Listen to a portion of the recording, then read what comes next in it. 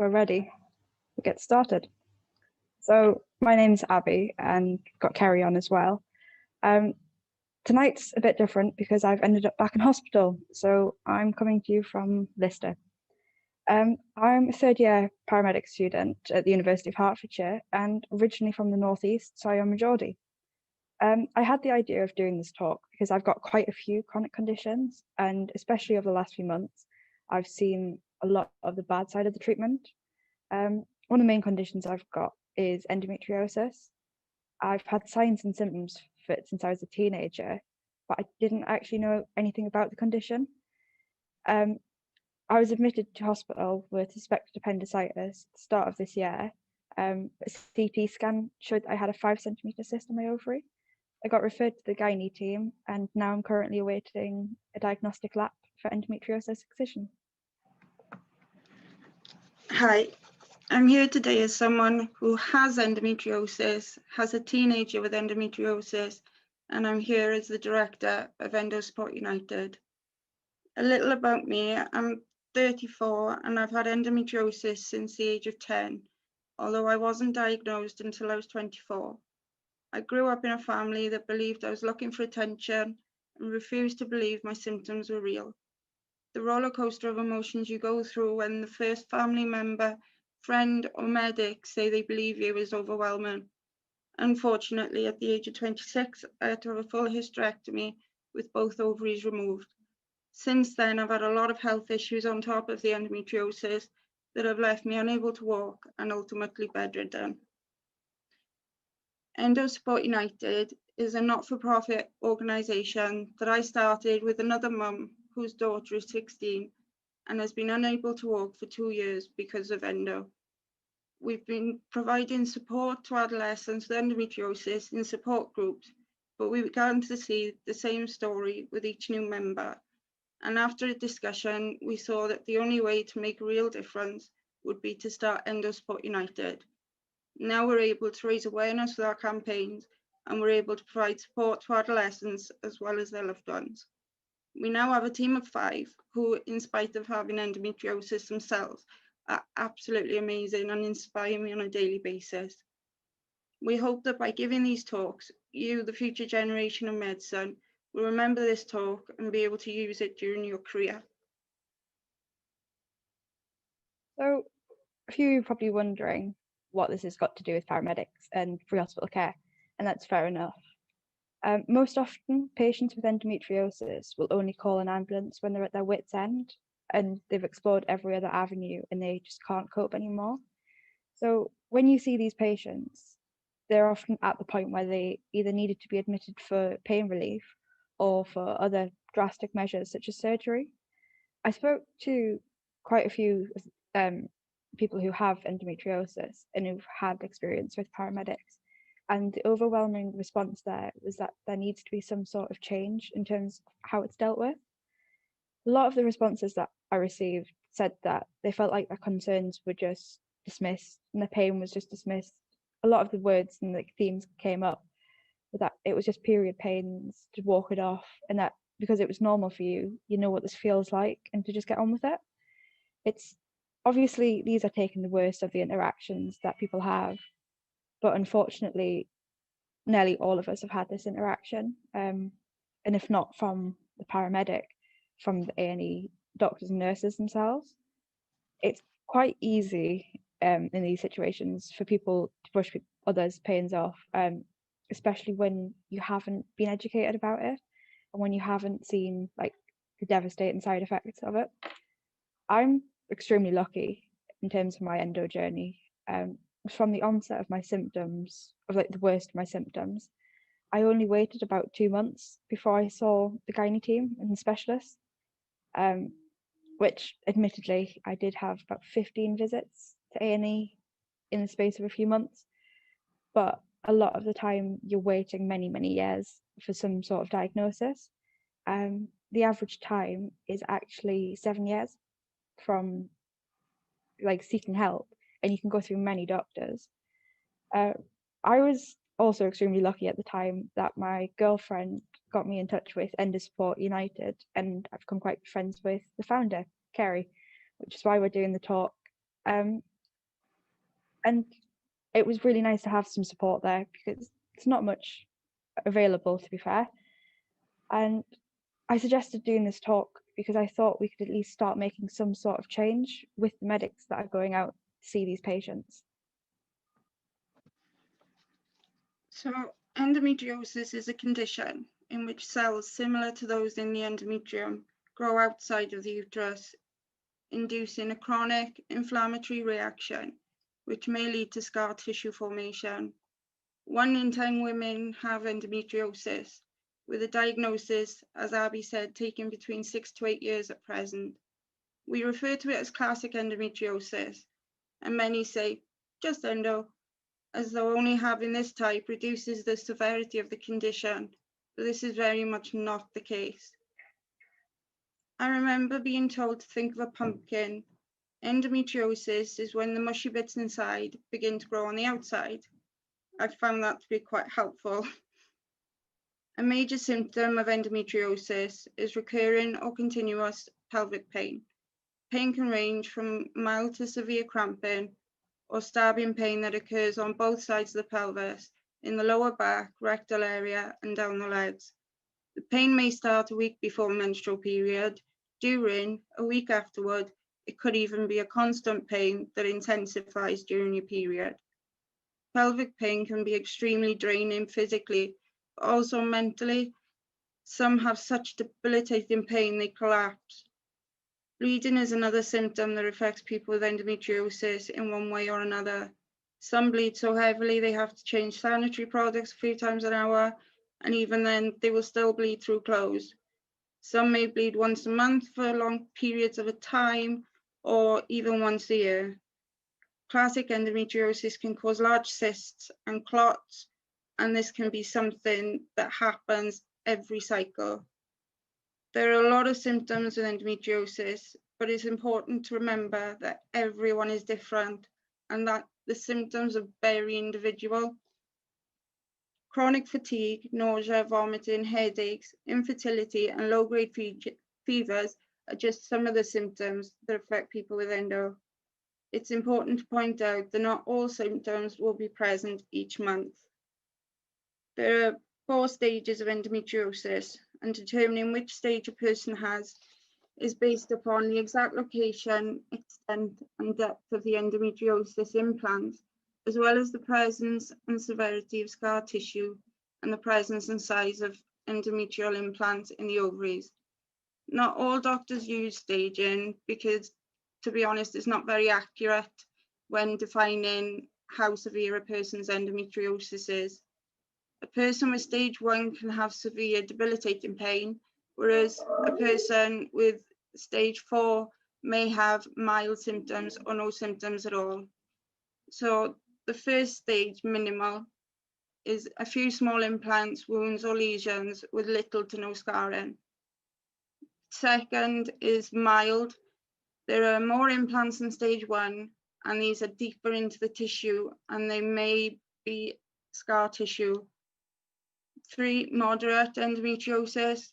There are many deep implants. You may also have small cysts on one or both ovaries and thick bands of scar tissue called adhesions. The 4th is severe endometriosis. This is the most widespread. You may have deep implants and thick adhesions. There are also large cysts on one or both ovaries. Experts don't know why some people have more severe than others. Endometriosis doesn't always go from one stage to the next. If left untreated, it can remain the same over time, or it can get better or worse. There isn't actually a completed theory of what causes endometriosis, as scientists don't know and they can't decide on which one they want to choose. It was hypothesized in 1927 by John Sampson to be caused by something called retrograde menstruation, a phenomenon where the endometrial tissue flows backwards and into the body rather than out. He said that this then essentially spreads debris back into the abdominal cavity, which then sticks onto the abdominal organs. However, this occurs in about 90% of women naturally, whereas endometriosis only occurs in approximately 10%. So there's a bit of a difference there. A few other scientists believe that there's something to do with the immune system. And to put it simply, the immune system of patients with endometriosis just glosses over the cells. They know that they're not meant to be there, and they just turn a blind eye and carry on. A large study of just over 60,000 women found that early life physical and sexual abuse actually increased the risk of endometriosis. They found that a total of 65% of those with endometriosis had suffered some form of abuse. 32% of women reported some level of physical abuse, 12% sexual abuse, and 21% reported physical and sexual abuse. There are four main types of endometriosis. You've got superficial peritoneal lesions. This is the most common. You have lesions on your peritoneum in a thin film that lines your pelvic cavity. Endometrioma, these dark-filled cysts, also known as chocolate cysts, form deep in your ovaries. They do not respond well to treatment and can damage healthy tissue. Deep infiltrating endometriosis. When endometriosis tissues are found deep within the tissue or organ, deep infiltrating endometriosis occurs. These lesions are very common and can be found in the ovaries, rectum, bowel, bladder, rectovaginal septum, cul-de-sac, and the uterus, on the uterosacral ligaments, and in the extraperitoneal pelvic site. Sometimes a lot of scar tissue can bind organs, so they become stuck in place. This condition is known as frozen pelvis. Abdominal wall endometriosis. In some cases, endometrial tissue can grow on the abdominal wall. The cells may attach to a surgical incision, like one from a lap or C-section. Endometriosis symptoms are often ignored or misdiagnosed in adults, but this is especially the case with adolescents, as many believe they're too young. In many cases, symptoms can begin before the first signs of menstruation, and they gradually get worse after the first period. Many of the teenagers who are experiencing symptoms will miss school and social activities due to pelvic pain. Endometriosis should be suspected and included in the differential diagnosis in young pre- or perimenarcheal patients with chronic or cyclical pelvic pain, especially with no response to oral contraceptives and non-steroidal anti-inflammatory medications. The youngest person diagnosed with endometriosis is 9 years old. Endometriosis in adolescents can mainly be diagnosed through symptoms such as pelvic pain, since the disease might be superficial to be picked up by ultrasound or MRI, or they're not sexually active. Due to age, possible complications, and the impact on fertility, surgery is offered quite rarely, despite the teen being in pain. Some are instead put on GnRH drugs for long-term use, which has been shown to have a high negative impact on bone density in adolescents with endometriosis. When the endometrial tissue grows where it shouldn't, outside of the uterus or on the reproductive organs, it causes lesions. These lesions then cause the pain, the heavy periods, and the other symptoms that are commonly blamed on something like IBS or the common simply heavy periods.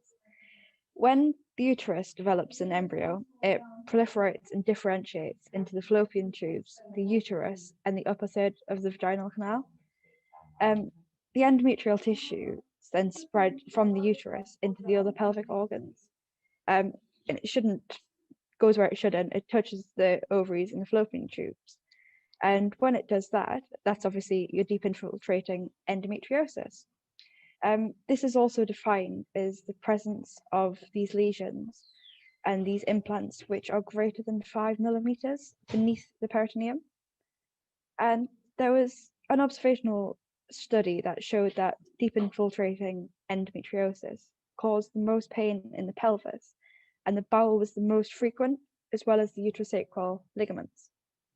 Women with pelvic endometriosis have also been reported to have found endometriosis lesions in the urinary tract, often with bladder and urethral involvement.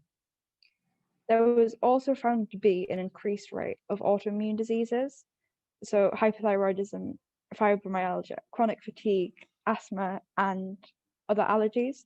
And these were all common with patients that had extrapelvic endometriosis. It can be found in the thoracic cavity, the digestive system, urinary tract, on the skin, the nervous system, and in the brain. It can actually be found on all organs aside from the spleen. Yale University used a mouse study to show how the extrauterine endometrial tissue spreads throughout the body, and it found that it may actually spread through the stem cells, which then cause the endometrial tissues and cause the endometrial lesions, 100% of the mice in the study were found to have ectopic endometrial cells in their brain after 8 weeks. So endometriosis isn't just something that's found in the uterus. It's interesting to add to this that the patients with cerebral endometriosis could be presenting to us with seizures, headaches, and ataxia due to these lesions on the brain. It is uncommon. It does still exist though. Just because something is uncommon doesn't mean that it's not real. And it does happen. It is something for you to look out for. So how many calls have you been to and just brushed it off as just a painful period or just rolled your eyes? Because it's really common to see someone mention chronic pain and have a healthcare professional turn around and roll their eyes. A lot of the time, it starts to make the patient feel as though they are making it up, and it's not actually as bad as it is. And as the first person on scene in these scenarios, we as paramedics need to start the patient's treatment right. We have the opportunity to hit the ground running and hopefully mean that this patient will get the right treatment once they get to hospital. From the personal point of view, I know how important this is. Thanks to one paramedic that actually took the time and listened to me, took my weight down from 7 hours to about half an hour in A&E. And another thing today, they actually turned around and asked me what my care plan was and how things usually go. And for them to stop and listen, it was amazing. But unfortunately, it's really rare. Another important thing to raise here, especially for paramedics, is the 111 service. Even just mentioning 111 on station, you'll normally get the eye roll. Everybody's seen it. Most of us have probably done it. I know I'm guilty of it as well. But the thing with people with chronic pain is that we don't have it on a strict 9 to 5 basis. Doctors aren't always open in the middle of the night, and we'll put it off and put it off until we can't. We'll do everything to distract ourselves, but it's always happens at the most inconvenient of times when there's no services available. So this is when 111 is usually called to see if there's anything that they can do to avoid going into hospital or to go to A&E or be sent an ambulance. However, when they hear how much pain we are in or where the pain is, they either send an ambulance or they'll tell us to go in regardless. So it's lose-lose situation, really. However, there are a few stories that said when the ambulance came in and heard that they were sent by 111, their attitudes changed. They walked in with a sigh, stood in the back, arms folded, and they didn't care. They didn't believe the patient because they'd gone through 111. The same situation also happened in A&E. They turned around, rolled their eyes, said, "Oh, 111," and it was extremely obvious that they didn't respect 111 in their decision making, which is fair enough. Everybody's entitled to their own opinion, but just because we've had bad experiences going to these jobs, don't take it out on your patients. And it goes for all jobs with 111, not just for chronic pain and endometriosis. Growing up with endometriosis was difficult because my family didn't know or even want to know about the condition, and I was often told it was in my head or that I was looking for attention. By the time I became a teenager, I'd learned to live with the pain in silence because it was easier than being told to stop being a drama queen. And it was just a period. Every woman gets them. They can cope. Why can't I? I started to believe it was in my head and that I must really have a low pain threshold because my mum, aunties, friends were all able to carry on as normal when they were bleeding. So why couldn't I do it without feeling like my insides were screaming at me and all I wanted to do was cry and sleep? This obviously delayed my diagnosis and it meant I grew up being labelled an attention-seeking hypochondriac. Fortunately, as I said, it is an all too common occurrence. I mentioned earlier about asking some of the girls for their stories, and they've agreed to share them with us. A lot of the themes that came out from these were that they weren't believed because they weren't screaming in pain, and so the hospital didn't want to waste their resources on this patient. Again, it's something I've had said to me as well. I was told that there was one bed left in the entire hospital, and because I didn't have cancer, I didn't need it. At this point, I was in agony. I'd exhausted oxycodone, morphine, everything, and they brushed it off. So while the condition itself does need more research and understanding, so do the patients. We aren't drug seekers. We're not just doing it for the fun of riding in an ambulance or to waste people's time. If they're calling, they're not doing it for fun. Calling for pain relief and understanding and the help to get further pain relief and further treatment in the future, not just to be turned around at A&E or even not even getting to A&E and told to take paracetamol. It's just a bad period and that all women go through that, because that's not helpful at all.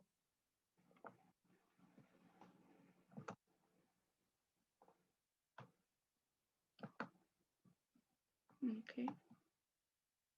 We've got a video that one of the girls narrated. I'm not sure if it's going to play. Yeah. I don't get why. Sorry. It's all right. I can give the society the link for after this. So when is abdo pain? Not just your typical abdo pain. So when you do assessment of any patient, you see A, B, C, D, etc. So for the endometriosis patient, starting with your little c, this is where you can first identify a problem.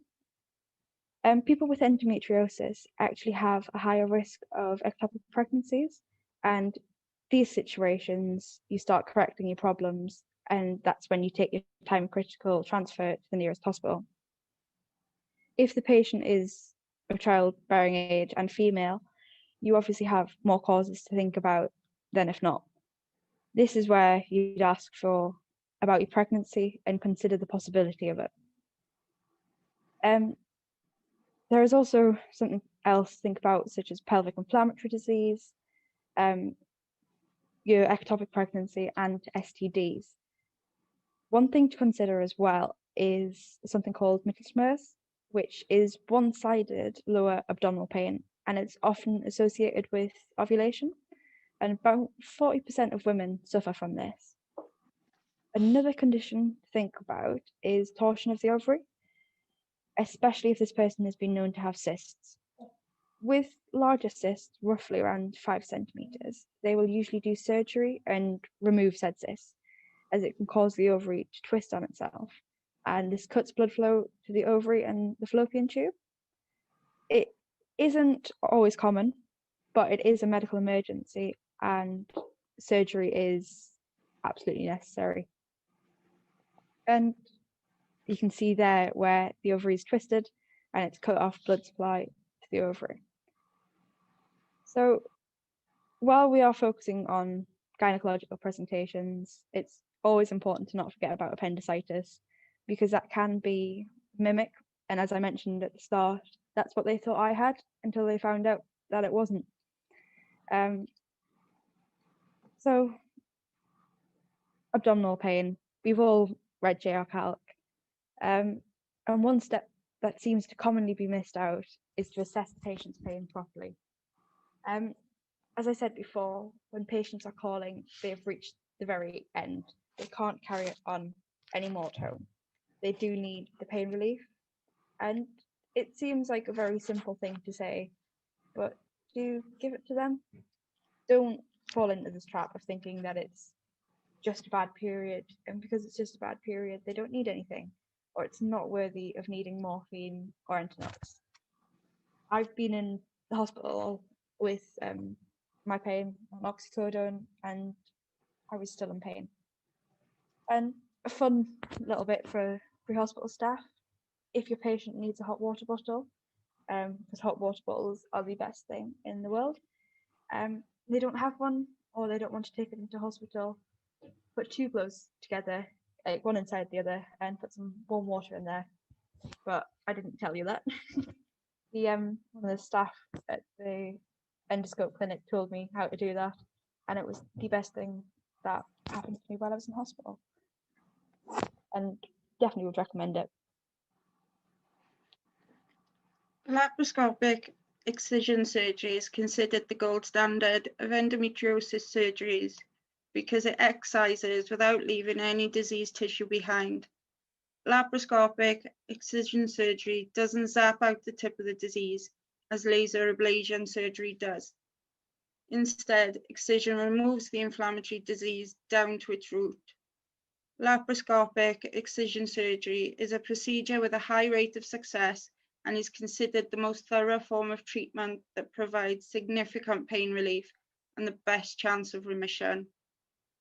Severe endometriosis should be treated in a specialist BSGE centre, which is specifically devoted to endometriosis patients.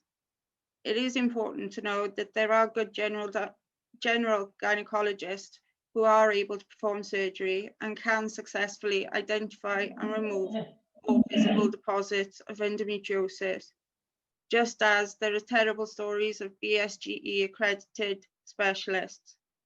The issue currently is to qualify for referral to a BSGE centre, you must first be diagnosed with severe endometriosis. But the only real way to diagnose is through surgery. It takes on average 10 years and 8 doctors to be diagnosed with endometriosis. It's often misdiagnosed as IBS, appendicitis, colon and ovarian cancer, fibroids and STDs. Research published discovered that 75.2% of patients were misdiagnosed with physical diseases, and a very gutting 95.1% of patients had been misdiagnosed with physical and mental health conditions before being correctly diagnosed with endometriosis. So, is more training needed for this condition? Absolutely, definitely. During these calls, it's easy to gloss over the patient and just treat the symptoms, but we've got to think about the whole picture. Everyone in healthcare has heard of the NHS's 6 Cs. Most students will have studied these before their interview and try and get them in the conversation to impress whoever's doing their interview. But for those that don't know, the 6 Cs, you have care, compassion, competence, communication, courage, and commitment. And the issue with this is that we have so many stories about care and compassion not being given to the patient. And especially with compassion, as that is how the care is given to the patient, given through the relationship that they've made, and it's based on respect. If we have the paramedics or pre-hospital staff, hospital staff themselves as well, treating the patients and just don't really care, folding their arms, rolling their eyes, we've lost both care and compassion. And competence is another one, because that is about having the expertise and the clinical and technical knowledge to deliver the most effective care and treatment based on the research and the evidence. And the problem with that is that there isn't actually enough research about endometriosis. So essentially they're expecting us to deliver care about something that we have no idea about, which it's not feasible at all. And communication, if the patient tells you they're in pain, listen to them. If they say this is what normally happens, it's as simple as that. Follow the steps. It is just that simple. The impact on mental health is massive. Having that clinician listening to you and not even agreeing all the time, but just nodding their head and going along with it, it's massive impact on how care is perceived. As Kerry said before, 95% of patients had been misdiagnosed with other health conditions before being correctly diagnosed with endometriosis. However, patients with endometriosis and other chronic pain in general actually have high rates of mental health illness. And if you think about it, you can go from completely losing your life and losing everything that you've had and you've worked so hard for, and some days that you can't even get out of bed. It's no wonder that there are high rates. And personally, I spent 3 months at the start of this year bedbound. I couldn't do anything for the pain and the other symptoms, and it was really hard mentally. And what made it worse is you would ask for help and you'd be told you're making it all up, or again, that there was one bed left and you weren't sick enough. And as clinicians, seeing these patients at their lowest points, you need to be aware of the impact it has on them. In the video earlier, it said about how it impacted on one person and she'd missed out on school events and meeting with friends. And fair enough, that's one person, but the story resonates with nearly every patient with endometriosis. And this is why change is needed. We can't keep alienating people from society, telling them it's all in their head and just not giving them the treatment that they deserve. As student paramedics, we are taught how to recognise MIs from a mile off. We could probably do it in our sleep because it's drilled into us. However, teaching on mental health and other chronic conditions, it's severely lacking. And it's not the university's fault. With conditions that are widely misunderstood, it's difficult to teach because there are so many different things going on in the background, and a lot of the time people don't know really what's causing them. And it's hard when the patient has to live with them every day of their lives, because when they then go to a new doctor or they call the ambulance, or they go into hospital, not only do they have to explain what's brought them in or why they've called, but a lot of the time they have to explain what the condition is.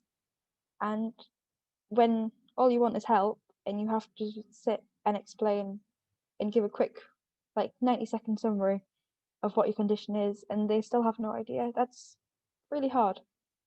And obviously paramedics, we can't know everything. We'd like to, and it'd be great, but just even you being here tonight, it means that you're taking the first step, and going back to the 6 C's, you're building on your commitment to improve the care experience of your patients. As I was preparing this presentation, I had a phone call from a mum whose daughter is 15 and was waiting to be diagnosed but had been receiving treatment, as is the typical process at the moment. The mum rang in a panic because for the last week her daughter had been suffering with increased pain and vomiting and had just been rushed to hospital. They'd taken her to the GP, A&E and the gynae team several times over the past 6 days, but had been brushed off with just endometriosis. It will pass. They finally listened after collapsing and being sent to hospital in an ambulance. After mum begging, they finally agreed to admit her for an ultrasound and observations. The ultrasound diagnosed ovarian torsion caused by a large cyst. The daughter was then taken to theatre as torsion is classed as a medical emergency. After the operation, the surgeon informed mum that her 15-year-old daughter nearly had to have her ovary removed because it hadn't been diagnosed quick enough. A day later, she would have lost it, and it's just not on. I'd love to be able to tell you that this is a rare tragedy, but unfortunately, it's a very common story. There's no such thing as just endo or just a period, as each can have devastating, life-changing consequences. If someone with chronic pain condition has turned to the GP, paramedics, A&E for help, it should be taken seriously. Being told things such as the A&E and ambulance service are for emergencies only, or do you really want to go to hospital for a period, by medical professions is not what we need to hear. We already know this, and we hate being a burden. We know you're overstretched, we know everything's overworked, and we don't like to go. Endometriosis awareness and education is something we need desperately, as there's always someone denying endometriosis exists. This latest belief, and although it sounds hilarious, when I tell you, please understand this is actually very damaging for an endometriosis sufferer. A doctor in America claims that sex demons ejaculate the sperm, causing cysts and endometriosis. Sounds far-fetched, but these types of stories are taking awareness back to the days of being admitted to asylums for hysteria. The endometriosis community mostly suffer with mental health issues, but that didn't cause the pain. They have these conditions because of the pain. Mental health conditions in endo sufferers are very real and hurting. Ladies feeling isolated and ridiculed from years of misdiagnosis, suggestions of the pain not being real, have actually led to a high number of suicides. Suicides that could have been prevented by awareness, diagnosis, and just someone saying, I believe you. So, finishing it off, should this change the way we diagnose and treat the patient? It depends. Would you normally give pain relief for period pains? Or would you normally just tell them to call the doctors in the morning? Maybe. But hopefully now there's a bit more understanding about this condition and about the devastating impacts it can have on someone's life. And maybe next time you'll come across it, you'll be able to treat the patient as a whole, listen to them, and start to make a change in endometriosis care. And at the end of the day, that's all we want. We just want someone to listen to us and to take us seriously. And when we're in too much pain and we're too tired, to help fight our corner. That's all we want. It's not asking for a lot.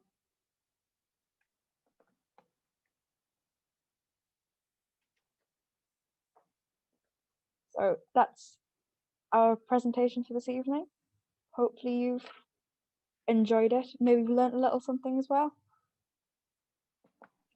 I might be able to get the video back. Have a look. It's frozen. I'll hand it over to you.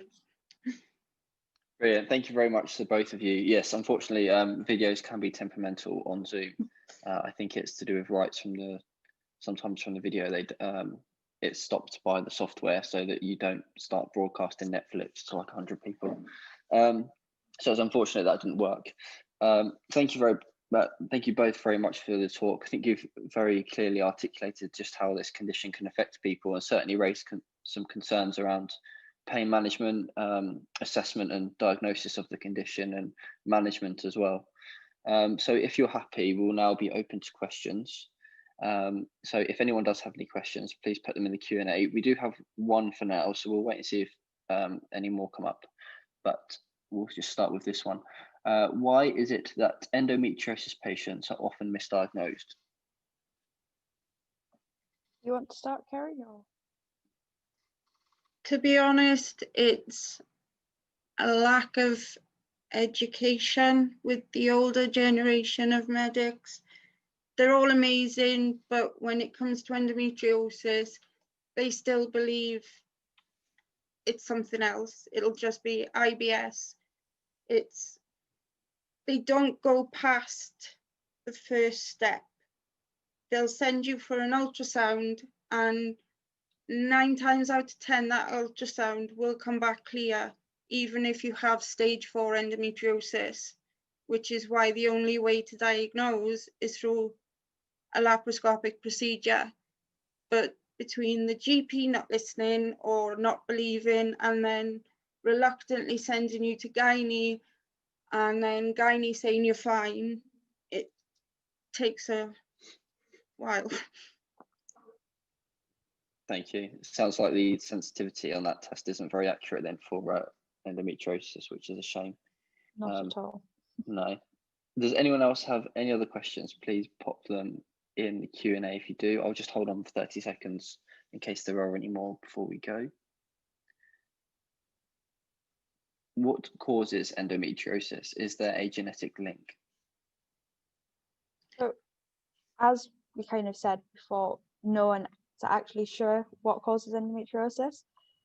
People have a few theories, but there has actually been shown that patients are often the same family. So if a mother has it, there's a high chance that their daughter will have it as well, which was part of the reason why this Endo Support was actually set up, because obviously Kerry has been through that herself.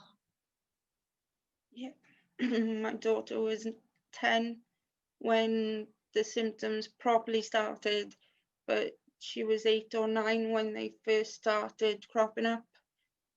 So,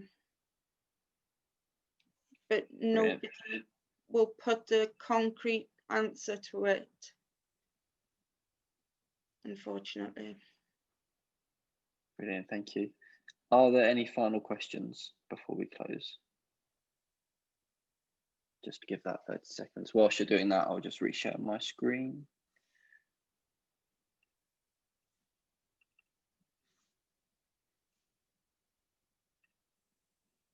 Brilliant. Okay, I think that is all the questions for now. So again, thank you both very much for taking the time out of your evening to speak to us. And to everyone watching, I hope you enjoyed this talk. We can't confirm when the next one is yet because we're still waiting for dates, so we don't know which. Some might come back earlier. We don't know which one's next. I know the second years have just come back off placement, third year's just gone out. So I hope if there are any of you watching that placements went well or are going well. And then we will be in touch and sharing on social media about our future talks, and also some exciting events for Christmas special, which our social sec Dav is taking care of. So very much looking forward to that. So thanks for joining. Don't forget, when you come out of this talk, then it will just ask you to do a quick survey. Please give your feedback. We do like to know how we can improve our talks. And then you can also get your certificate then to put in your portfolio and possibly reflect on if that's what you're doing for your folder. So thank you very much. Thank you for having us. Yep, thank you.